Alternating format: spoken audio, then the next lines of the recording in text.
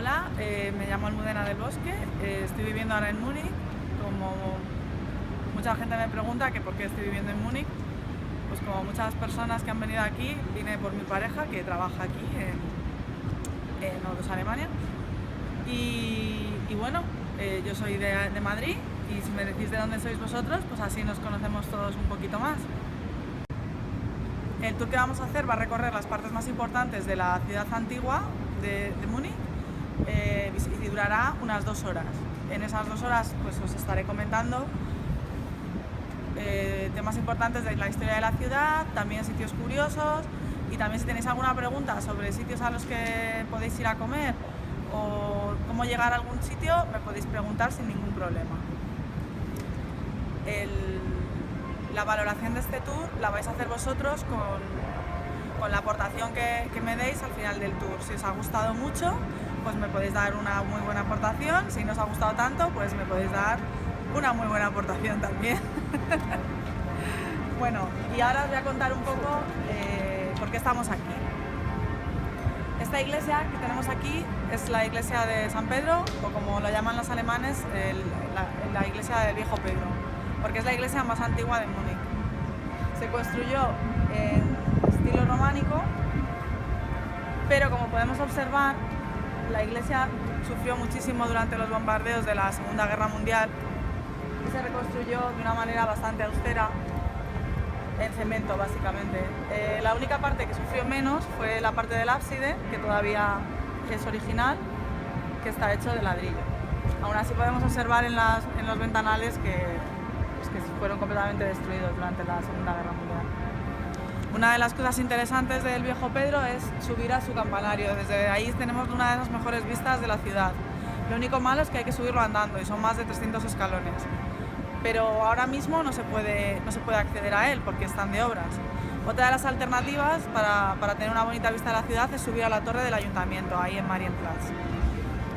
Y bueno, en esta iglesia tenemos una de las curiosidades de la ciudad, porque en esta iglesia sucedía lo que hemos dado en llamar el Tinder de la Edad Media. ¿Y qué es esto? Pues es muy sencillo. Aquí descansa la tumba de una santa, de Santa Munditia. Esta santa, que fue una mártir del cristianismo, se convirtió en un lugar al que las jóvenes iban a rezar para pedir marido. Y de esa manera, los jóvenes de la ciudad pues sabían dónde estaban las solteras disponibles en aquel momento. Y se acercaban a mirar y a ver cuál era la que le gustaba, la que no le gustaba. Por eso nosotros le llamamos el Tinder de aquellos años. Y aquí tenemos a Santa Munditia, que está muy bien conservada, como podemos observar. Se trata del esqueleto y es muy curioso porque está completamente cubierto de joyas. Si queréis verlo, porque es curioso, la verdad, según entramos por esta puerta, a mano izquierda, estaría situado más o menos por aquí. Nos encontramos en Marienplatz, que es esta plaza de aquí, y desde aquí podemos observar el edificio del nuevo ayuntamiento. Y me vais a decir, ¿el nuevo ayuntamiento no parece muy nuevo? Pues efectivamente no parece muy nuevo porque está construido en estilo neogótico, que es un estilo que se puso de moda en el siglo XIX, a finales del siglo XIX, a raíz de la restauración de la Catedral de Notre Dame de París. Se comenzaron a construir edificios en ese estilo por toda Europa. Y en este caso el nuevo ayuntamiento, o Neues Rathaus, como se dice en alemán, es de estilo neogótico y por eso parece que es un edificio antiguo, pero no. Una de las atracciones más importantes de Múnich y de las más bonitas es el Glockenspiel, o juego de campanas, que sería la traducción al español, que podemos ver en la torre principal. Este Glockenspiel tiene 4 juegos de campanas, cuatro canciones. Durante la primera canción no va a suceder nada. Durante la segunda vamos a observar un espectáculo, una boda muy, muy especial. Vamos a asistir a una boda entre Guillermo V de Baviera, duque de Baviera, y la que sería su esposa a partir de entonces, Renata de Lorena. Esta boda se celebró en 1568 y es lo que está representado en el piso superior. ¿Y qué van a hacer para celebrar esta boda? Pues van a hacer algo que se llevaba en aquella época, en el siglo XVI, que es una justa de caballeros. No sé si sabéis lo que es una justa de caballeros. Consiste en dos caballeros sentados en dos caballos, obviamente, cada uno con una lanza, y la justa consistía en intentar desmontar al otro caballero. Pues esto es lo que vamos a ver en breves momentos. ¿Cuál de los dos caballeros creéis que va a ganar? Porque uno de los caballeros va por parte de Baviera, con el estandarte azul y blanco, que son los colores de Baviera, y el otro caballero va por la parte de Lorena, que lleva los colores blanco y rojo.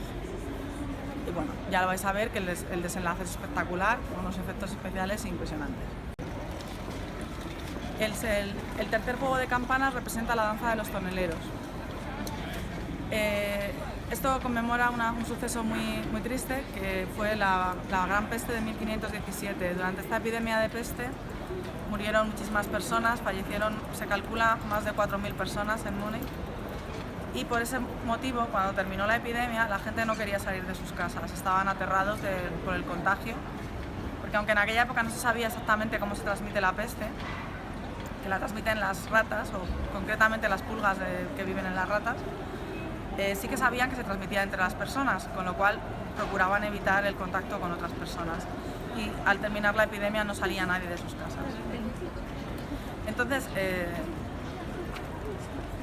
el gremio de los toneleros estaba viéndose muy afectado porque, claro, al no salir la gente de sus casas, la gente no bebía cerveza, por lo tanto no se compraba cerveza y no se compraban barriles para la cerveza. Y entonces alguien tuvo una brillante idea que consistió en salir a la calle vestidos de una cierta manera un poco peculiar, bailando una danza un poco extravagante, vamos a decirlo así, y sobre todo regalando cerveza por las calles. Evidentemente, cuando la gente vio pues ese baile tan gracioso con gente bailando y regalando cerveza, pues empezaron a salir de sus casas y la crisis económica terminó. Y desde entonces este baile se celebra cada 7 años. Este año no lo vamos a ya poder ver, pero el año que viene sí. Y también, si venís al Oktoberfest, los toneleros bailan en el desfile que da comienzo al Oktoberfest. Y ahora va a empezar el baile, para que lo podáis ver. Luego hay otro juego de campanas, que es el cuarto, y en el cual realmente no pasa prácticamente nada.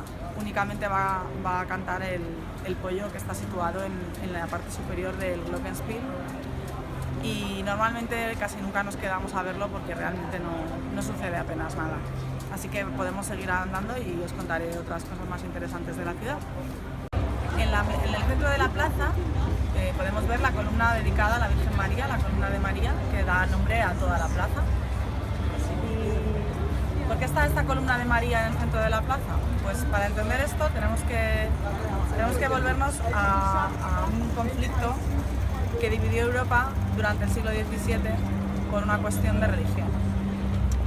Desde que en 1522 Martín Lutero publicó las 95 tesis en la iglesia de Wittenberg, se produjo lo que llamamos la Reforma Luterana. Se produjeron una serie de conflictos en toda Europa, de los cuales la Guerra de los 30 años va a ser la resolución final, por decirlo de alguna manera. Esta guerra durará de 1618 a 1648 y en el caso de la ciudad de Múnich se va a ver afectada durante la invasión sueca.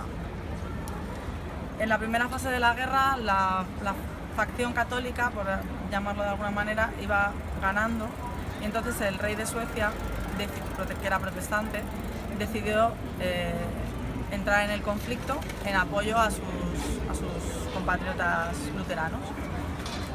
Y de esa manera entró en el conflicto con mucha fuerza, con mucha potencia, arrasando prácticamente por donde pasaban y llegaron hasta las puertas de la ciudad. La ciudad se había intentado construir un muro defensivo, pero el muro, cuando llegaron los suecos, no era lo bastante fuerte, alto en general, no estaba terminado y los suecos pasaron sin ningún problema. Entonces llegaron a la ciudad y lo cierto es que la trataron con bastante cuidado, no destrozaron nada. El rey Gustavo Adolfo vino y se enamoró de la ciudad. Pero sí que reunieron a las personas importantes de la ciudad y les hicieron un chantaje, por decir así. Dijeron: Si queréis que la ciudad se conserve tal como está y que no la pasemos a sangre y fuego, nos tenéis que dar 450.000 piezas de oro. Evidentemente para la época eso era una cifra altísima que la ciudad no tenía. Entonces, después de mucho tiempo en el cual los suecos estuvieron aquí, la ciudad consiguieron llegar a un acuerdo. Reunieron 50.000 piezas de oro y les entregaron el verdadero oro de la ciudad, el oro líquido, la cerveza. Les entregaron un total de 22.000 litros de cerveza, que es una barbaridad. Hay que tener en cuenta que en aquella época la cerveza no era solamente una bebida para emborracharse, también se consideraba un alimento, era mucho más densa que la cerveza que tomamos ahora.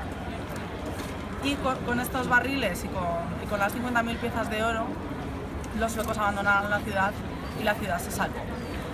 Y para agradecerle a la Virgen este milagro, porque se consideró un milagro que la ciudad no hubiera sido destrozada, pues cogieron esta estatua de la catedral, que era donde estaba originalmente, la recubrieron de oro y la colocaron en una columna en el centro de la plaza. Y desde entonces protege la ciudad de cualquier mal. De hecho tiene 4 angelitos en la parte inferior que la protegen de los 4 males: el hambre, la guerra, la herejía y la peste.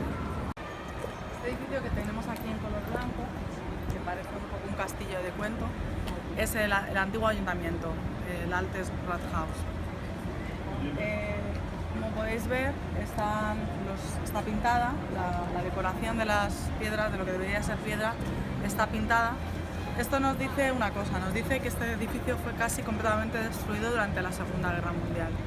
Entonces la reconstrucción, como podéis observar, pues se hizo con materiales mucho más económicos y luego se pintaron las distintas decoraciones, y de esa manera siempre que pasemos por Múnich podemos distinguir un edificio reconstruido de uno que no lo está. En esa esquina del antiguo ayuntamiento vemos a una chica que tiene un pecho desnudo que brilla mucho. Se trata de Julieta. ¿Y por qué está Julieta en Múnich? Preguntaréis, porque no es su sitio, Julieta debería estar en Italia, en Verona. Bueno, la explicación es muy sencilla, es un regalo que hizo la ciudad de Verona a Múnich, porque Verona y Múnich son ciudades hermanadas, entonces le regaló una estatua de Julieta. La gente piensa que tocarle una teta da buena suerte y por eso la tiene tan reluciente. Y luego hay una costumbre muy bonita, que es cuando un chico quiere encontrar pareja, le lleva flores a Julieta, y muchas veces se puede ver que tiene flores en el brazo. Así que bueno, pues ya sabéis, si estáis buscando pareja, le lleváis unas flores a Julieta y procurar que no os pillen tocándole lo que rima, porque no queda nada bonito. Aquí detrás mío tenemos el Victualenmarkt, o mercado de las vituallas, como se podría traducir. Antiguamente era el mercado normal, el mercado común de la gente que venía a hacer la compra aquí. Hoy en día se ha convertido en un mercado de delicatessen, básicamente. La verdad es que es muy bonito pasear por el Victualenmarkt. Nosotros no vamos a entrar porque no dejan entrar a grupos de turistas, pero sí que os recomiendo que paséis por él porque vais a ver puestos de absolutamente todo. Muchísimas verduras y frutas, flores, setas, de todo. Dependiendo de la época del año puedes encontrar unos productos u otros. Y luego hay unos pequeños puestos de comida que la verdad que están muy bien para tomar algo sin que sea excesivamente caro. Un bocadillo, un pretzel, una salchicha. Incluso podéis encontrar en el centro del Victualenmarkt un pequeño restaurante que dan platos calientes de sopa, de goulash o de otras especialidades por un precio bastante razonable. Así que ya os digo, cuando terminemos el tour, si queréis pasaros, os lo recomiendo. Bueno, estamos en la Catedral de Múnich, en la Frauenkirche, o Iglesia de Nuestra Señora de Múnich. Está dedicada a la Virgen María y, como podemos observar, está construida de ladrillo, es completamente en ladrillo. Es de estilo gótico tardío y la construyeron entre los años 1468 y 1488. Como pensaréis, se construyó solamente en 20 años, lo cual es una cifra récord para la construcción de una catedral, porque normalmente las catedrales pueden tardar en construirse incluso 100 años o más. Como por ejemplo la de Barcelona sigue sin terminar, por ejemplo, o la de Madrid tardó muchísimo tiempo en terminarse. Pues sí, tardaron solo 20 años. El arquitecto se llamaba Georg von Halsbach, a partir de ahora le vamos a llamar Jorge, porque es bastante más sencillo de pronunciar. Y el arquitecto Jorge era una persona un poco derrochadora ¿Y qué pasaba con el presupuesto? Pues pasaba que le fue a pedir, el duque le dio un presupuesto para construir la catedral y al poco tiempo Jorge se lo había gastado. Entonces volvió al duque a pedirle otra vez el dinero para seguir con la construcción de la catedral y el duque se lo dio. De esta manera hasta 9 veces fue a pedir el presupuesto. A la 9ª vez, claro, el duque ya dijo, mira, Jorge, te he dado más que de sobra para construir la catedral, yo ya no te puedo dar más dinero, búscate la vida. Se te hacía caca, cariño. Entonces Jorge realmente no sabía qué hacer y acudió al obispo de la ciudad y el obispo le comentó, mira, yo como mi obispado no te puede dar el dinero porque no lo tenemos, pero podemos hacer una cosa. Podemos obtener del Papa lo que se llama una indulgencia papal. ¿Qué es una indulgencia? Pues es muy sencillo. Una indulgencia consiste en que a partir de ese instante en el que se te otorga la indulgencia, todos los pecados que hayas cometido hasta ese momento quedan perdonados y quedan olvidados. Entonces el Papa concede una indulgencia de que quienes peregrinen a Múnich y donen el dinero de su sueldo de una semana para la construcción de la catedral obtendrán la indulgencia. Y en muy poco tiempo se venden más de 100.000 indulgencias para la catedral, en una ciudad de 20.000 habitantes que tenía entonces Múnich. Como podéis observar, es una gran diferencia. Entonces, con ese dinero se terminó de construir la catedral en tan poco tiempo. Además, el ladrillo es un material muy barato de construcción, con lo cual esas dos razones muy probablemente son las reales de por qué se construyó en tan poco tiempo. Pero obviamente a la gente le suele gustar dar unas explicaciones menos realistas, más imaginativas a este fenómeno, y por eso tenemos una de las curiosidades más interesantes de Múnich, que se trata de la pisada, ni más ni menos que del mismo diablo. Cuenta la leyenda que el diablo visitó un día Múnich y se dio cuenta de que vio esta catedral en construcción y decidió echar un vistazo. Y entró a la catedral y se dio cuenta que no tenía ventanas y que era muy oscura. Y entonces le pareció el sitio ideal para él y decidió convertirla en su templo del mal, en su lugar aquí en Múnich. Y entonces habló con el arquitecto, con Jorge, y le dijo, Jorge, yo te ayudo a terminar esta catedral de manera récord mediante mis poderes, siempre y cuando no le añadas ninguna ventana más. Y Jorge, encantado de la vida, dijo, perfecto, yo no le añado más ventanas. Y firmaron el pacto en ese mismo instante. Entonces, cuando pasó algo de tiempo y la catedral ya estaba terminada, el diablo volvió a visitar la catedral y al entrar por el otro lado se dio cuenta que la catedral estaba llena de luz. Dijo, ¿qué pasa, Jorge? ¿Te has saltado nuestro acuerdo? ¿No has seguido nuestro acuerdo? Te dije que no pusieras ninguna ventana. Dijo, no. Jorge le contestó muy rápidamente, dijo, no me dijo que no pusiera ninguna ventana, me dijo que no añadiera ninguna ventana más. Entonces llevó al diablo hasta el punto, según entras por esa puerta, a la mitad justo de la nave principal, y en ese punto exacto, que fue donde el diablo se había parado la primera vez, desde ese punto no se ve ninguna de las ventanas porque las grandes columnas tapan todas las ventanas. Además, en aquella época había un retablo final que tapa también la ventana del fondo. Con lo cual, el diablo, muy enfadado, al ver que Jorge le había engañado, dio una pisada muy fuerte en el suelo y allí se quedó su pisada estampada por toda la eternidad. Si entráis a la catedral podéis observarla, según entráis por esta puerta, hacia el fondo, debajo de las dos torres, está la pisada del diablo. Al lado de la pisada del diablo hay unas fotos muy interesantes de cómo quedó la catedral después de los bombardeos de la Segunda Guerra Mundial. La catedral perdió todo el techo, y la decoración interna podréis observar que es muy somera por la gran destrucción que tuvo durante la Segunda Guerra Mundial. Curiosamente, la única parte de la catedral que no quedó destruida completamente fueron las dos torres. Las dos torres se salvaron, pero no porque los pilotos norteamericanos e ingleses tuvieran piedad por ellas, sino simplemente porque se utilizaban como señalización para los bombardeos. Y esa fue la causa por la que no fueron destruidas.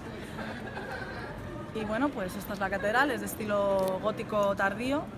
Algunas de las vidrieras que quedan son originales y es una catedral muy sencilla pero muy bonita a mi modo de ver, ya que no tiene apenas decoración, se puede observar la arquitectura gótica en todo su esplendor. Así que os animo a que la visitéis.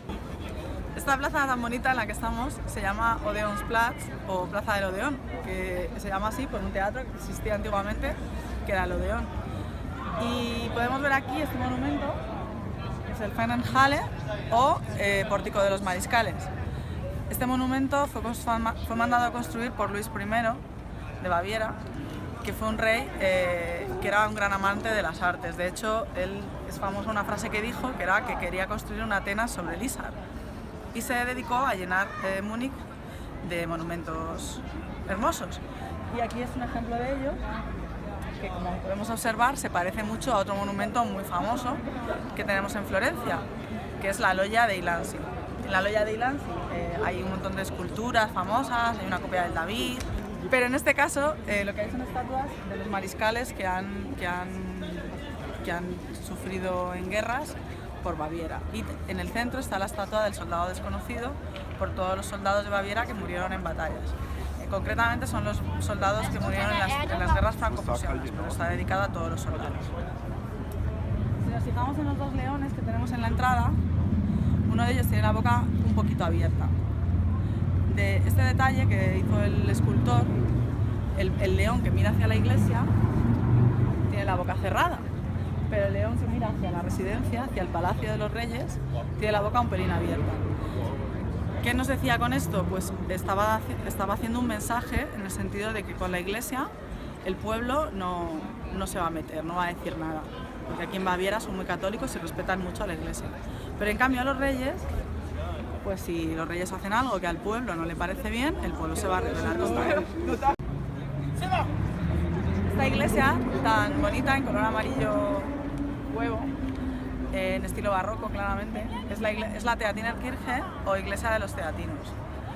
Fue mandada a construir por el duque Ferdinand María como un regalo para su mujer Adelaida de Saboya. Después de muchos intentos de tener un heredero varón, habían tenido varias hijas, no conseguían tener un heredero varón. Entonces hicieron la promesa de que si conseguían tener un heredero para el ducado de Múnich, o sea de Bavaria, regalarían la iglesia más bonita de Múnich. Y realmente es una iglesia muy bonita, en estilo barroco, el interior es espectacular, es todo en barroco en yeso blanco, no como las iglesias españolas que son completamente doradas o en sobredorado, aquí se hace la decoración en yeso blanco. Las dos columnas que vemos en el centro de la plaza marcan el lugar en el que se encontraba la antigua muralla que rodeaba a Múnich. Esta es la residence o residencia real, que fue el antiguo palacio de los reyes de Baviera. Durante la Segunda Guerra Mundial sufrió muchísimo durante los bombardeos y podemos ver la parte que no está reconstruida, que es esa parte de ahí. En cambio, toda esta parte, todo este frontal, podemos ver que está pintado, pero no hecho con piedra, sino solamente pintado en trampantojo, los detalles que deberían ser detalles construidos en piedra, ¿no? ¿Esto por qué? Pues porque después de la Segunda Guerra Mundial se fueron reconstruyendo, según había fondos, los distintos monumentos de las ciudades que habían sido arrasadas por los bombardeos.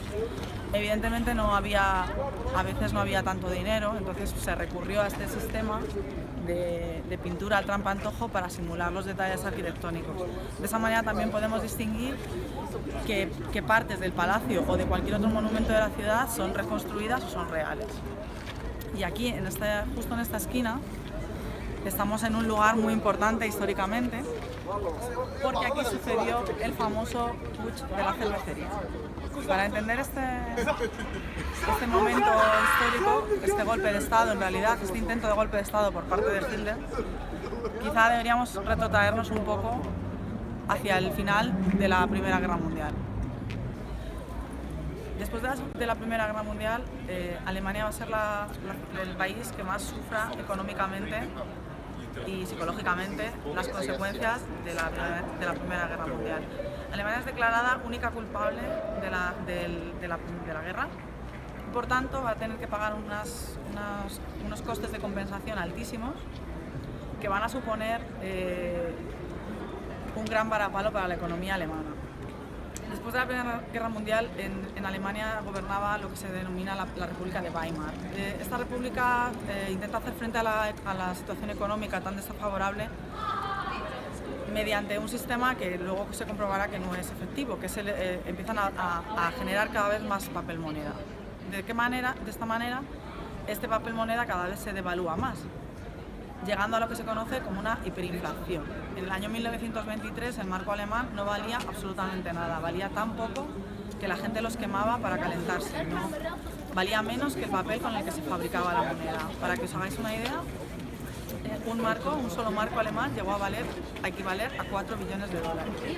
Es decir, era lo que se llama papel mojado, no valía en absoluto. Esta situación tan extrema económicamente, unido al hecho de que Francia invade la cuenca del Ruhr, que es la cuenca minera de Alemania, por el impago de las compensaciones de guerra, provoca que la gente cada vez apoye más a movimientos políticos extremistas que estaban naciendo, tanto de derechas como de izquierdas. El Partido Comunista empieza a ganar muchísimos apoyos y también empieza el germen de lo que luego posteriormente sería el ascenso al poder de Hitler y del partido nazi. El 9 de noviembre de 1923, con esta situación económica que estamos comentando tan extrema, Hitler decide dar un golpe de Estado. Para ello, él decide copiar la fórmula que un año antes le había funcionado a Benito Mussolini en Italia, y pensaba hacer una marcha, imitando la famosa marcha a Roma de Mussolini, una marcha desde Múnich hasta Berlín, que se les fueran uniendo partidarios. Entonces decide ir a la Burger Brau Keller, que es una cervecería que ya no existe, en donde estaba en ese momento reunido el gobierno de Baviera con algunos empresarios para intentar encontrar alguna solución a la crisis económica. Entonces decide ir allí y secuestrar, entre comillas, al gobierno para que le apoyen el golpe. El gobierno allí reunido en un primer momento da la sensación de que sí, de que les va a apoyar. Entonces Hitler se va confiado y durante la noche el gobierno les dice que ellos van a preparar a organizar ciertos preparativos para el golpe, y con esa excusa salen de la Burger Brau Keller. ¿Qué iban a hacer? Evidentemente lo que iban a hacer era preparar el contragolpe. Entonces, cuando llega Hitler al día siguiente, se da cuenta de que el gobierno ha escapado, pero aún así decide seguir con el golpe. Entonces llegan hasta Marienplatz, y donde ya le esperaban unas 2.000 personas, junto con otras 3.000 que estaban en la Burger Brau Keller, se juntan en Marienplatz y vienen andando hasta esta esquina. Y justo en esta esquina se encuentran con toda la policía y el ejército bávaro que les estaba esperando para defender la legalidad de la República. No se sabe muy bien quién dio el primer tiro, pero se produce un tiroteo, y en ese tiroteo murieron 20 personas, 4 policías y 16 integrantes del partido nazi. Esto es primero, el propio Hitler se salva por los pelos porque uno de sus compañeros de partido se tira encima de él para salvarle la vida, y él huye y se esconde en casa de un amigo, donde le encontrará la policía al día siguiente. Después de este golpe de Estado, Hitler es acusado de alta traición, obviamente, y se le hará un juicio que él aprovechará como una plataforma para dar a oír sus ideas a toda Alemania. En este juicio él se va a defender, le van a dar la opción de defenderse, y va a utilizar esta defensa como una plataforma para darse a conocer, para dar a conocer las teorías del nazismo a toda Alemania, porque hasta este momento era un movimiento local, pero a partir del juicio se hará famoso en toda Alemania. De hecho, vendrá mucha prensa, vendrán a seguir a este tipo loco que ha intentado dar un golpe de Estado, y se va a hacer un eco importante a la prensa del juicio. Por lo tanto, en ese sentido favoreció, entre comillas, a Hitler la resolución del putsch, porque le hizo famoso en toda Alemania. A estos 16 integrantes del partido que murieron en el putsch se les hizo un monumento en época nazi justo en esta pared. En este monumento había 2 guardias de las SS, y toda persona que pasara por delante tenía que hacer el saludo nazi, cosa que hoy en día nosotros no haremos porque está penado por la ley y está completamente prohibido hacer cualquier apología del nazismo en la actualidad en Alemania. Serían unos 3.000 euros de multa, como hace poco le pasó a unos turistas chinos que intentaron hacer la gracia y se fueron al cuartelillo. Así que es algo que os recomiendo no hacer en público.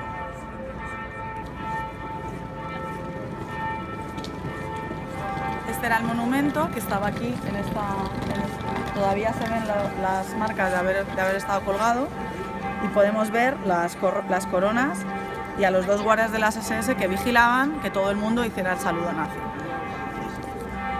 Como había personas que no querían hacer este saludo y que estaban en contra del régimen, pues las personas que no querían hacer este saludo encontraron una solución para no tener que pasar delante de este monumento.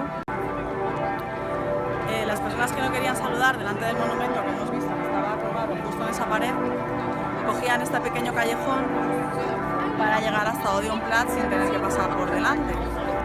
¿Qué pasó? Que el gobierno se dio cuenta de este detalle y decidieron colocar un agente de la Gestapo justo en ese soportal que vemos allí. Este agente lo que hacía era apuntar las personas que veía pasar por el callejón, y si te veía pasar una vez, pues a lo mejor no te pasaba nada, pero si te veían pasar dos veces, te paraban, te tomaban nota de los datos y muy probablemente acababas en Dachau. De hecho, 211 personas acabaron en Dachau por pasar por este callejón. A este callejón se le dieron los nazis el nombre de Callejón del Tramposo.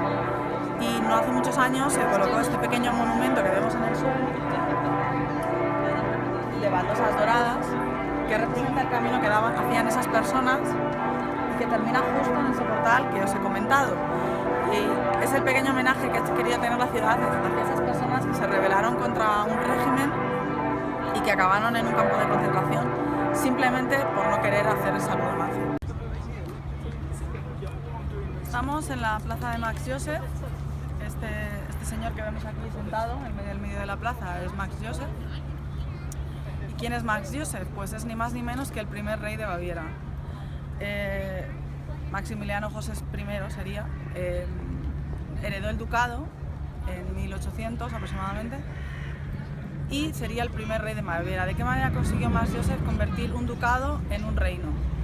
Pues muy sencillo. En 1806 había una persona, que no sé si os sonará, así bajita, muy belicosa, que se metía la mano por aquí todo el tiempo. Exacto, Napoleón Bonaparte. Napoleón Bonaparte estaba conquistando prácticamente toda Europa con una fuerza imparable y muchas naciones católicas se unieron, tradicionales o conservadoras, se unieron para combatirlo, pero Max Joseph pensó que era mejor unirse con el enemigo y dijo, mira, pues vamos a hacer una cosa, me voy a liar contigo, Napoleón, y a cambio tú me vas a nombrar rey de Baviera. Y de esta manera consiguió convertir un ducado en un reino. Y a cambio Napoleón evidentemente le va a pedir algo, pues le va a pedir, entre otras cosas, a su hija mayor, que la casará con un hijastro suyo, y por otra parte le va a pedir 36.000 soldados para su propio ejército, para el ejército napoleónico. De estos 36.000 soldados que entregó Baviera a Napoleón, únicamente volverán a Baviera 6.000. Los otros 30.000 perecerán en el famoso y triste frente ruso, la campaña de Rusia de 1812, que fue desastrosa y que, como todos sabemos, fue el comienzo del declive de Napoleón. A partir de ese momento, las simpatías de Max Joseph van a cambiar de bando y se va a liar con el bando ganador de nuevo, y de esa manera, pese a que Napoleón finalmente será derrotado en Waterloo, en el caso del reino de Baviera perdurará tanto el reinado como el título de rey, y desde entonces hablamos de reyes de Baviera, no de duques de Baviera. Max Joseph fue un gran gobernante que introdujo muchas reformas. Para empezar, introdujo una reforma de moderación religiosa. Los protestantes comenzaron a poder vivir en Baviera, tener la ciudadanía y también ser funcionarios. Y de la misma manera también los judíos. Hasta entonces no podían, y a partir del reinado de Max Joseph empezaron a poder tener los mismos derechos que el resto de ciudadanos. Esto evidentemente va a dar lugar a ciertos enfrentamientos en una zona tan católica como es Baviera, pero digamos que durante el reinado de Max Joseph no va a haber mayor problema. A Max Joseph le va a suceder su hijo Luis I. Luis I, ya hemos hablado de él en Odeonsplatz, porque fue el rey que dotó a Múnich de gran parte de las obras de arte o de los monumentos que hoy conocemos, como pueda ser la Königsplatz, la Glyptoteca, los dos museos de pintura, la propia Odeonsplatz o la calle de Ludwigstraße, todas ellas promovidas por Luis I, que era este monarca obsesionado, entre comillas, con la antigüedad clásica y con convertir a Múnich en una nueva Atenas. Una de sus iniciativas fue la ópera, que tenemos aquí detrás. Como podéis observar, el frontal tiene la forma de un templo griego, ¿no? La ópera fue uno de los grandes proyectos de Luis I y desgraciadamente sufrió varios incendios. Después del primer incendio, de 1823, decidieron dotar a la ópera de un sistema antiincendios, que para la época era bastante novedoso, y que consistía en una cúpula invertida completamente llena de agua de lluvia. Se llenaba de agua de lluvia y cuando se produjera el incendio se iba a descargar sobre el incendio y se iba a parar. ¿Pero qué sucedió? Pues que sucedió que este incendio, el segundo incendio, se produjo en pleno invierno. Y como sabéis, el invierno en Múnich puede ser bastante duro, con lo cual la cúpula de agua estaba completamente congelada y no hizo su función. Y entonces se estaba quemando la ópera, que era un gran proyecto por parte del rey, y el rey quería evidentemente apagar ese incendio. Entonces dijo, ¿dónde podemos sacar agua rápidamente? Y pensaron en sacar agua de la Hofbräuhaus, que está aquí al lado. ¿Pero qué pasó? Pues que entre que llevamos el agua y que la cerveza está aquí al lado y llevamos un barril y cogemos un poquito, pues que la ópera se quemó, básicamente. Entonces el rey se enfadó bastante y se volvió a reconstruir o sea, subió los impuestos y se volvió a reconstruir con esta subida de los impuestos. Y aquí la tenemos. Otra de las influencias clásicas que podemos ver que tuvo Luis I en Múnich es esta parte de la residencia, que como podemos observar imita al Palazzo Pitti de Florencia. Al igual que la Loggia dei Lanzi en Odeonplatz, esta parte imita el Palazzo Pitti. Y bueno, Luis I es un monarca controvertido porque aparte de que le gustaban mucho las artes y quería dotar a Múnich de grandes monumentos, era una persona un tanto casquivana, vamos a llamarlo así, o que le gustaban las mujeres demasiado, mujeriego. Entonces él hizo una galería de bellezas que todavía se conserva en Nymphenburg, en el Palacio de Nymphenburg, y cuando él consideraba que una chica era más guapa que lo habitual, pues le mandaba a su pintor de cámara que le hiciera un retrato, y de esa manera pues iba coleccionando esta galería de bellezas, y algunas de ellas fueron amantes suyas. La última de estas bellezas sería desgraciadamente muy famosa porque precipitaría la caída del rey, y se trata ni más ni menos de Lola Montes. Lola Montes pese al nombre, no era española, era irlandesa. Se llamaba Eliza Gilbert, pero a ella le gustaba mucho España y siempre decía que era española y que había nacido en Sevilla, cosa que era falsa. Pero ella hacía un baile un poco ligero de ropa, y con este baile pues se hizo muy famosa en toda Europa, y al llegar a Baviera pidió audiencia con el rey.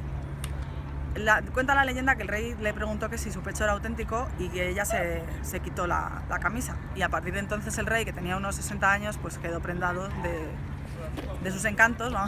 Y se convirtieron en amantes. El problema de Lola Montes fue que era una mujer que tenía grandes intereses políticos, digamos. Ella quería meterse en política. Otras amantes del rey únicamente habían sido amantes, pero ella ejercía una gran influencia sobre el rey y la utilizaba. Y esto en la gente no cayó nada bien. La gente la tenía bastante manía porque ella tenía una opinión y un corte liberal. Entonces se dividió la ciudad entre liberales y conservadores, pero de una manera más agresiva. Empezaron a haber pues disputas en las calles, peleas, etcétera, etcétera. Hasta que llegó al punto que la propia Lola Montes recomendó al rey cerrar la universidad.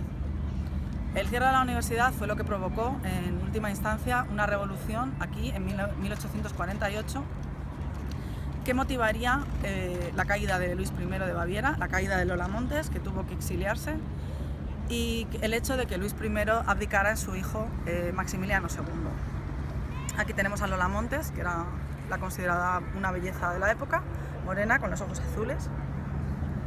Y aquí vemos a Luis I con todo el aparato real, ¿no? Con todas sus galas de rey. Y bueno, esta es la historia de Lola Montes en Baviera, que tuvo un final bastante triste. Maximiliano I es un rey muy conciliador, que digamos que da un paso hacia atrás, porque Luis I había tendido hacia el absolutismo en la segunda mitad de su reinado, cosa que en el siglo XIX, a mediados del siglo XIX, ya estaba un poco pasado de fecha, vamos a decir eso. En cambio, Maximiliano, su hijo, va a entender perfectamente el aire de los tiempos, va a entender que ya no puede ejercer de rey absolutista como antiguamente, y va a dejar que el Parlamento gobierne y va a reformar, de hecho, las leyes de elección, las leyes electorales, para hacerlas más sencillas y más abiertas. También reformará el sistema judicial y, sobre todo, va a ser un rey al cual le va a interesar muchísimo la ciencia y va a aportar muchos fondos y muchas instituciones para dotar a Baviera de científicos importantes. Una de estas instituciones la podéis ver al final de Maximilianstraße, es el Maximilianeum. Se trata de un edificio precioso de estilo neorrenacentista. Se trata de una institución que beca, hasta el día de hoy sigue becando a jóvenes estudiantes muy dotados y tiene una beca completa, estudios, alojamiento, todo, durante todos sus estudios. Eso sí, tienen que ser realmente excepcionales y sacar matrícula de honor en todo para poder acceder. Y dota estudiantes en todas las materias, en física, en literatura, en muchos campos. Así que, bueno, como podéis observar, pues esto, Maximilian II va a ser un rey muy importante también para Baviera. Y a Maximilian II le va a suceder un rey que se va a convertir en el rey más famoso de todos los de Baviera, que será Luis II de Baviera. Luis II era una persona muy sensible, muy inteligente, pero dotado de gran sensibilidad, con toda probabilidad homosexual por los escritos que se han encontrado, que estaba, digamos, obsesionado por los reinados mitológicos o los reinados míticos tipo Camelot, de una edad media imaginaria ideal, que él entendía que era la forma de reinar, de un rey el cual obtiene sus poderes directamente de Dios. Entonces, la monarquía que él hereda es una monarquía parlamentaria, una monarquía moderna que a él realmente no le interesa, y cada vez pasa menos tiempo en Múnich, asiste menos a las sesiones del Congreso y del Senado y directamente se aísla de toda esta burocracia y se dedica a construir castillos, algunos de ellos verdaderamente espectaculares. El más conocido y el más famoso es el castillo de Neuschwanstein. Neuschwanstein, que significa Nueva Piedra del Cisne. Este castillo se hizo mundialmente famoso porque fue el castillo que imitó Disney para hacer el castillo de la Cenicienta. Es un castillo realmente precioso. Nosotros aquí tenemos una excursión a la que hacemos toda la semana, que os recomiendo muchísimo porque es un sitio espectacular. Las vistas desde el castillo son preciosas. Está al borde, cerca hay un lago precioso y se ven todos los Alpes. Es una auténtica pasada. El propio castillo en sí es muy bonito, está completamente decorado con leyendas y imágenes de las leyendas de Lohengrin, del Anillo de los Nibelungos, toda la saga artúrica, porque eran las leyendas y las historias que a Luis II realmente le fascinaban. Este aislamiento y esta falta de interés en la vida pública del rey va a motivar que en última instancia se le declare incompetente, se le declare loco, aunque realmente hoy en día todo el mundo piensa que Luis II no estaba loco en realidad, solamente que era una persona excéntrica. Pero bueno, le van a inhabilitar y morirá en extrañas circunstancias mientras se bañaba en el lago cercano a Neuschwanstein. Pues estamos aquí en Plassel, que significa plazoleta, y aquí está la cervecería más famosa de todo Múnich, de toda Alemania y probablemente de todo el mundo, la Hofbräuhaus o Cervecería Real. Fue fundada por Guillermo V, el que vimos en el Glockenspiel, que se estaba casando con Renata, fue el fundador de esta cervecería. Y Guillermo V estaba un poco harto de tener que pagar unos altos costes por la cerveza importada de otras zonas de Alemania y de otros países, y decidió abrir su propia cervecería.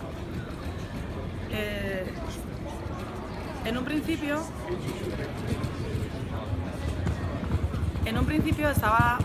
era exclusiva para la corte del duque y aristócratas de la corte y la propia familia del duque, obviamente. Y esta prohibición se mantuvo hasta Luis I de Baviera. Luis I en el siglo XIX fue el que abrió la cervecería para todo el mundo. Obviamente, como estábamos todavía en el siglo XIX, no para las mujeres. Las mujeres no pudieron acceder a esta cervecería hasta el siglo XX. Y tiene varias características muy peculiares esta cervecería. La parte de abajo es conocida como Schwame, que se traduciría más o menos como los baños, ¿Y por qué se llama así? Pues porque antiguamente, cuando los señores estaban bebiendo cerveza, digamos que no querían levantarse del sitio bajo ninguna circunstancia, porque el sitio es muy importante en las cervecerías. Una vez que sientas, es el único sitio, el único lugar donde te pueden servir cerveza. Aquí no es como en España, donde te puedes poner una barra. Si no estás sentado, no te traen la cerveza. Entonces no querían perder el sitio. ¿Y qué hacían cuando tenían ganas de ir al baño? Pues directamente lo hacían allí. Con lo cual, pese a que había unos carriles por el suelo, por debajo de las mesas, pues imaginaros el olor y la peste que podía haber allí dentro. Entonces, de vez en cuando, los camareros lo que hacían era tirar grandes baldes de agua para limpiar el suelo del local. Y de allí el nombre de la sala. Sufrió bastante durante la Segunda Guerra Mundial, pero esa sala es auténtica. Y otra de las curiosidades que podemos observar en esa sala es el techo. El techo está pintado con unas representaciones de Bavaria, de lo que se considera el ideal de Bavaria, digamos, con mujeres con grandes escotes y cerveza, etc. Y en el techo están pintadas unas banderas. Y si entráis dentro, que os recomiendo que lo hagáis, fijaros en esas banderas porque en realidad durante el periodo nazi fueron esvásticas y posteriormente se camuflaron con banderas de Baviera, pero si os fijáis se puede todavía ver la forma de las esvásticas. Y bueno, aquí dentro en la Hofbräu podéis experimentar una cosa que es muy de Bavaria, que es la camaradería, digamos, a la hora de beber cerveza. Sentaros en una mesa, compartiréis la mesa con más gente, no pasa nada, se trata de eso, se trata de conocer nuevas personas. La primera cerveza a lo mejor será un poco más incómoda, pero la segunda ya te digo yo que empezáis a charlar y vais a conocer mucha gente y va a ser muy divertido.